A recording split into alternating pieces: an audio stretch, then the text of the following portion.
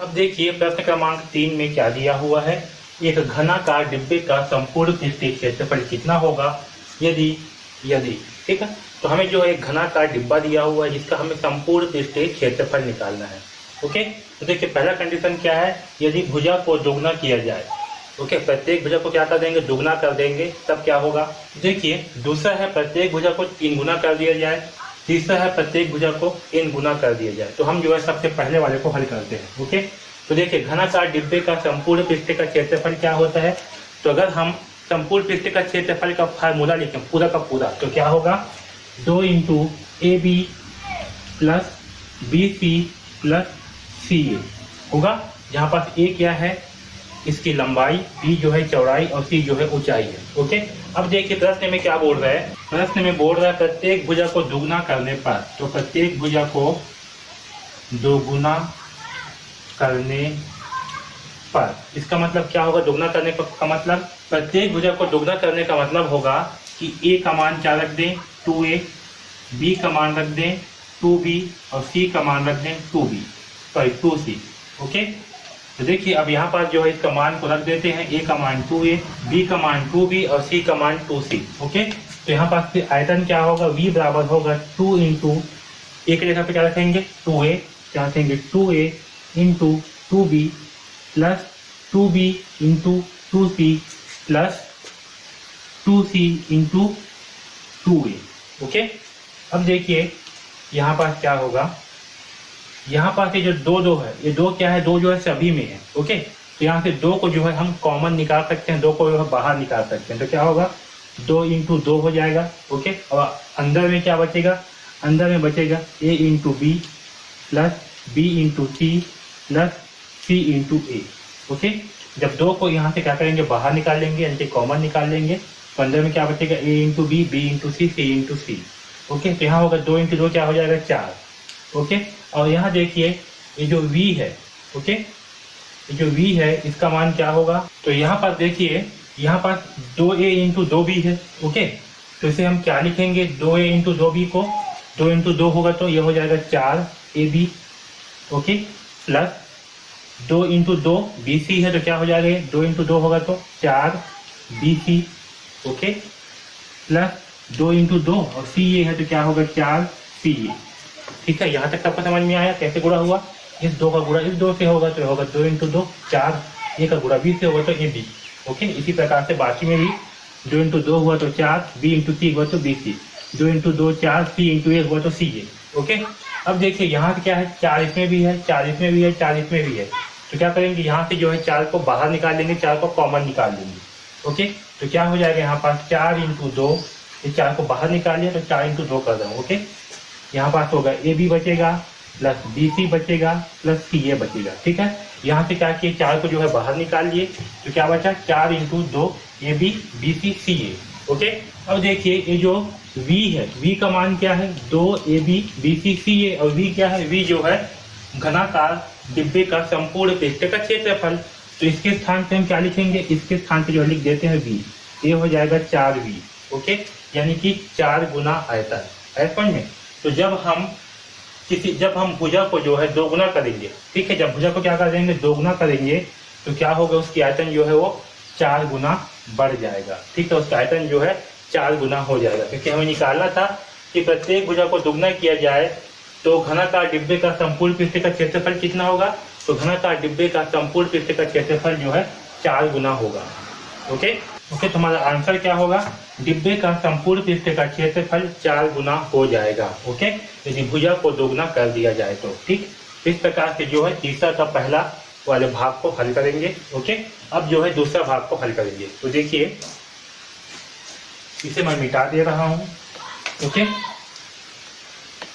यहाँ तक जो है आपका पहले बिल्कुल सेम ही रहेगा। अब देखिए हम क्या कर रहे हैं, भुजा को जो है त्रिगुना कर रहे हैं। ठीक है, गुना कर दे रहे हैं, यानी कि 3 गुना कर रहे हैं। तो 3 गुना करने पर क्या होगा, a बराबर हो जाएगा 3a, b बराबर हो जाएगा 3b और c बराबर हो जाएगा 3c। ओके, तो इसे जो है इसमें रख देंगे इस फार्मूले पे। तो क्या होगा आपका v बराबर होगा 2 इंटू यहाँ 3a into 3b। Okay, plus 3b into 3c plus 3c into 3a होगा। अब देखिए यहाँ पास भी आपस में गुणा होगा तो क्या होगा, v बराबर 2 इंटू 3 इंटू 3 कितना आएगा 9, और आपका a into b a b तो होगा 9ab, 3 इंटू 3 9, b इंटू सी तो ये होगा bc, 3 इंटू 3 होगा 9, ये होगा आपका ca। ओके, आया समझ में। तो यहाँ v बराबर क्या हुआ 2 इंटू 9ab 9bc 9ca। अब इन तीनों में से क्या करेंगे, 9 को जो है कॉमन निकाल लेंगे, इन तीनों में 9 जो है कॉमन है। ओके, यहाँ से 9 जो है बाहर निकाल लेंगे तो क्या होगा, v बराबर 9 इंटू 2, ठीक है, अंदर में बचेगा ab plus bc plus ca। Okay, अब देखिए जो 2ab plus bc plus ca है, इसका मतलब क्या होगा, इसका मतलब है v, इसका मतलब क्या होता है v, तो यहाँ होगा v 9 इंटू v, यानी कि 9 गुना होगा आयतन का। ओके, तो देखिए अगर किसी भुजा को जो है 3 गुना कर, मतलब अगर प्रत्येक भुजा को 3 गुना किया जाएगा तो उसका आयतन क्या होगा, उसका संपूर्ण पृष्ठ का आयतन जो है 9 गुना हो जाएगा। आया समझ में। तो इस प्रकार से जो है हम तीसरा का दूसरा प्रश्न को हल करेंगे, तो संपूर्ण पृष्ठ का क्षेत्रफल कितना होगा, 9 गुना हो जाएगा।